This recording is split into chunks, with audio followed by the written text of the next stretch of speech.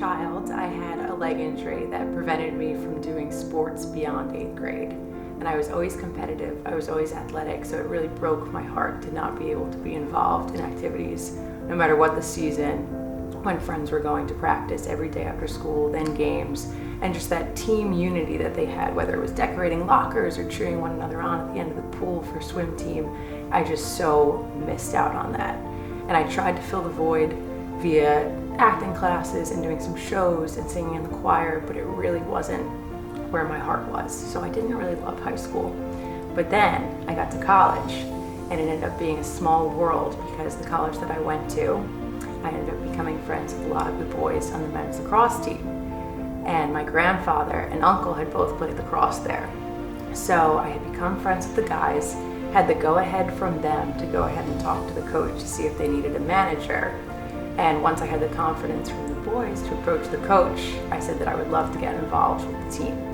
I said, I'm in a sorority, but I love these guys. My grandfather and uncle played here. I would really love to be involved in some capacity. And I think initially he thought, who's this lacrosse boy crazed girl who wants to help? And so it was very minimal at first. Come to practice this first week, we can do some filming, some music, this and that. And I think he saw the commitment and the dedication and the dynamic with the guys that I had, and the role then evolved into manager of the men's lacrosse team. So I went to every single practice that they had, away games, home games, traveled with them on spring break, prank phone called them on nights when we were on the road for several days. Just so many memories and great times with this group of men. And it was amazing because they ultimately went on to win their league championship for the first time in school history, and then they won it the second year.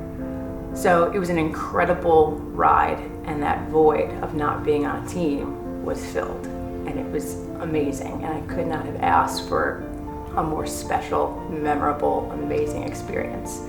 And one of the other takeaways I have from that was just seeing a team.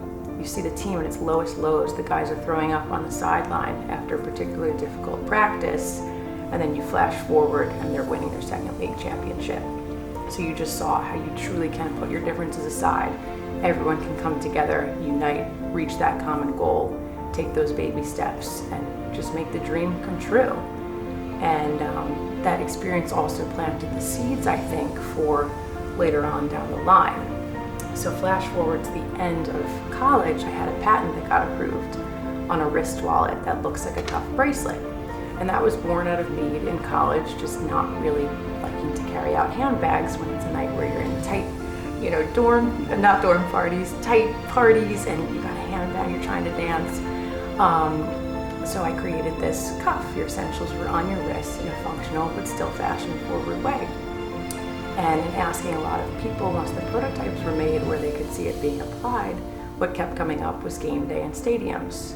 So that piqued my interest, but ultimately I graduated, went on to work for Gucci for a year, and tried to balance the two, but realistically the fashion district in New York was shut down at the times when I would get out of work, and it's really not up and running at the capacity it is during the week, on the weekends when I had my free time. So I was at a crux where I had this idea. I was young, but I was also in one of the top 5 fashion houses in the world, working for an amazing group of people. And I was supporting the director of store ops and the US president, so it was incredible exposure for a first job. But it also gave me a line of sight as to, if you're to work your way up in fashion for 20 or 30 years, you could be one of these people at this table. And I think the opportunity to work on the projects that I did, it really gave me the confidence to say, you know what, I'm putting out a caliber of work that's acceptable for this group of people.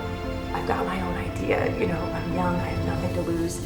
If I don't do this now, I don't want to look back and go, what the heck was I doing? I had this idea and I didn't do it. And I just didn't want that regret.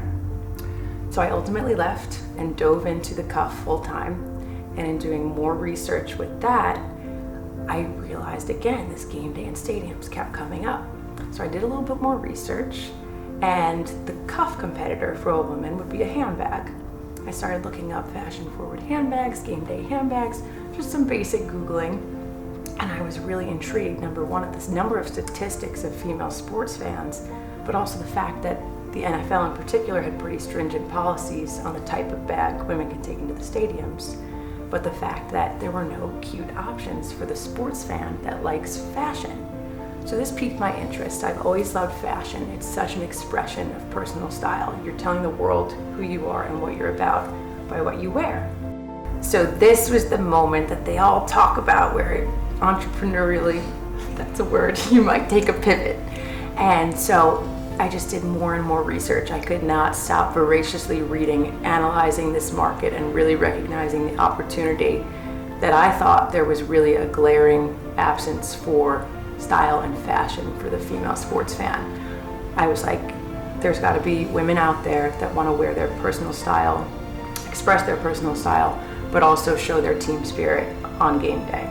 And in terms of the product offering that was already out there, I really didn't see kind of the aesthetic that I had in my mind, or that as a fashion lover myself, I would like to see also as a sports fan. So I decided to combine the two worlds that I loved into one, and that was kind of how Lauren Farrell NY was born. And the handbags were a great place to start with because there was that NFL bag policy, so you were solving that problem but also adding the fashionable spin to things. So since launching the handbags, I've also started to branch into doing attire as well, with the goal that your clothes, again, it's personal style, team mentality, but you don't have to sacrifice one of the two just because it's game day. This is one of my pieces here. This is a jacket. Some of the items are going to be a little bit more custom order. And another important idea and aspect behind the brand is that being that personal style is such an important piece of the Lauren Farrell NY brand, you wouldn't want to walk into a stadium and see 2,000 other women with either your handbag or your shirt. So there are going to be caps on the amount of each piece that I design. Not sure yet in terms of what exactly those caps will be, but based on, however many people there are in a stadium or an area where there would be a mass of sports fans, that you're not looking to the left and right and seeing, women with your bag or your shirt, because I'm anti that. I'm the anti-jersey for the female sports fan.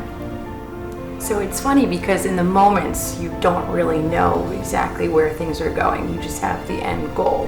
And what I've realized now, looking back, had my leg injury never happened, who knows what I would have been involved with. I wouldn't have found the men's lacrosse team.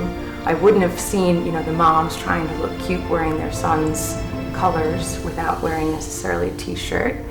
And it's just crazy how when you look back, you realize that sometimes the path you least expect gets you where you're most meant to be. And I'm so excited that, with Lauren Farrell NY, game day just got more fashionable. This is my ambition.